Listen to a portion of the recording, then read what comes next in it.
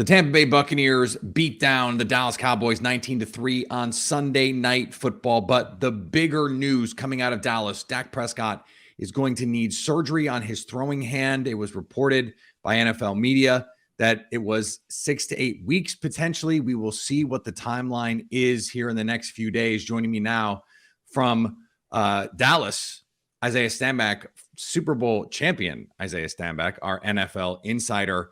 And Isaiah, this was a game that already portended ominous things for the Dallas Cowboys, and now you lose your quarterback. How do you hold this thing together in Dallas? Well, the quick answer is you don't.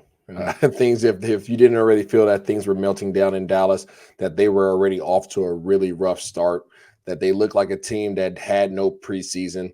All these things now are compounded with the fact that Dak Prescott, their leader, their QB1, their $40 million man, it will no longer be a part or be able to compete for them over the next most likely 6 to 8 weeks with what apparently is a thumb injury to his throwing hand. I mean, you can see it on the sideline when he was talking to the head surgeon / doctor for the Dallas Cowboys, and he asked him, Dr. Cooper, can you grip the ball? And Dak shook his head, no. You knew before even the report came out, I saw that, and I knew that was not a good sign. And we've seen this before with quarterbacks. We saw this a couple of years back with Russell Wilson. Obviously it may not be the same injury, but anytime you start talking about ligaments in the hand and quarterbacks in their throwing hand, it's never good news. So for the Cowboys, where do you go from here? And if you're Jerry Jones, how do you evaluate this team moving forward? Because this felt like a Super Bowl or bust kind of season. Jerry has said things to that effect. And so if you're ownership, what are you looking for here? Honestly, I don't know what you do. This is the worst case scenario. These guys were already trying to overcome a lot of different forms of adversity from this offseason alone. You had James Washington, who you brought in as a free agent, he went down. You have Michael Gallup that you're trying to rehab, that you opted to keep off of PUP in IR. You're still trying to nurse him back to health. So you're without two of your top three receivers. You have a CeeDee Lamb that you are still trying to see, is he truly a number one receiver, even though we've put him at the number one on depth chart. We saw today that he had 2 receptions for 29 yards. It's not indicative of a number one receiver, nor did he show the body language and leadership qualities of a number one. Now all of a sudden you have Tyron Smith, who was your all-pro, multiple all-pro left tackle. He went down in a practice, prior to the season kickoff. So you take your left guard, who was your first-round draft pick, at Tyler Smith, bump him out the left tackle to try to fulfill a role, sign, Mr. Peters, 40-year-old left tackle, and now you're going to try to put him at the guard position.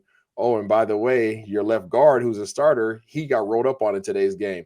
There's so many moving parts right now for the Dallas Cowboys. The strength of their team is the defense. That's something that you haven't been able to say about them in a long time. They actually held up really well tonight.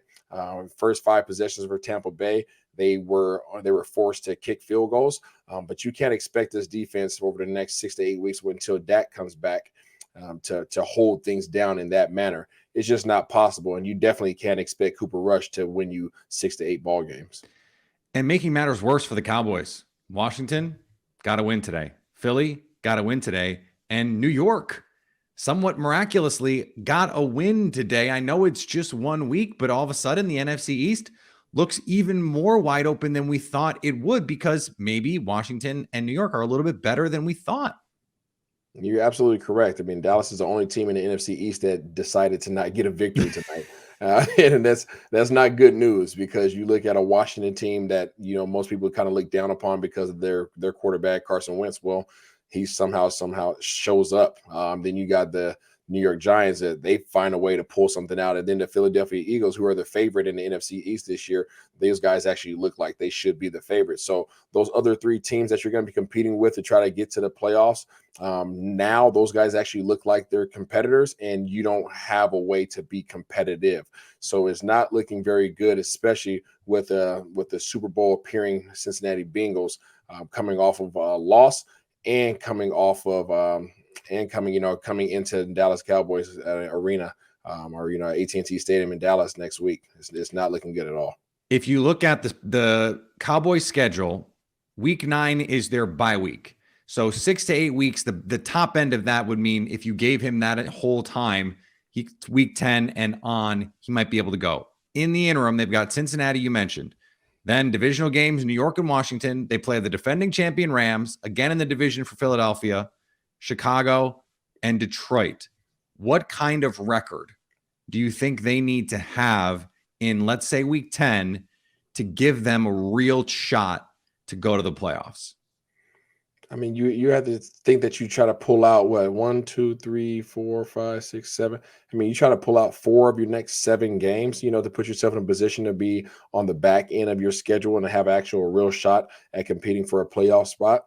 This NFC East is going to be a lot more competitive than everybody's anticipating. You just mentioned that, and the NFC in its totality is actually always going to be very competitive. You just face one of the best in Tampa Bay Buccaneers, and that was their first game, and they had a lot that they had to overcome in terms of offensive line and receivers trying to come back. Godwin apparently re-injured or re-aggravated that knee as they tried to get him back on the field. So teams are only going to get stronger. Most teams decided to not play their starters in the preseason, and you saw the recourse of that today with the Dallas Cowboys. Some teams figured things out quickly.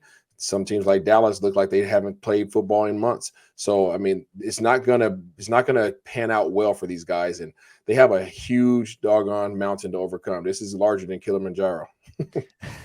Well, and in the NFC, the Rams were supposed to be a Super Bowl contender. They get their doors blown off by Buffalo in the season opener. The Packers go to Minnesota and lay a stinker against the Vikings. They go down.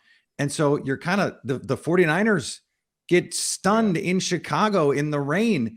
You're kind of looking around the NFC going, if we can just kind of hold the fort here, we might give ourselves a chance. Like, by no means should we be saying the Dallas Cowboys season is over in an NFC that looks the way that it does, right?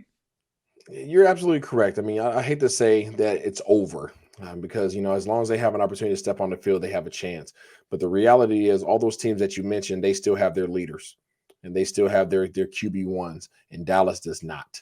And we know that Cooper Rush stepped in last year and had a big victory against the Minnesota Vikings and gave Dallas Cowboys an opportunity until Dak was able to come back. But this is not that. This is your offensive line in shambles. This is you still trying to find your identity on offense. This is you now not having your starting quarterback. Your number 2 quarterback, was he really number 2? Because he was in a competition with Will Grier, and Will Grier really only had one game to really compete to show that he should be the number 2 quarterback. So is he really your number 2? So now you're still going into this game now with the guys that were competing for your 2 spot now at 2, or really your first and your second string quarterbacks now over the next 6 to 8 weeks. This is a bad situation. Although meanwhile, they still have to try to find a way to get their 40-year-old left tackle that they just signed to come in and be effective and play the games for them, especially with their left guard going out today.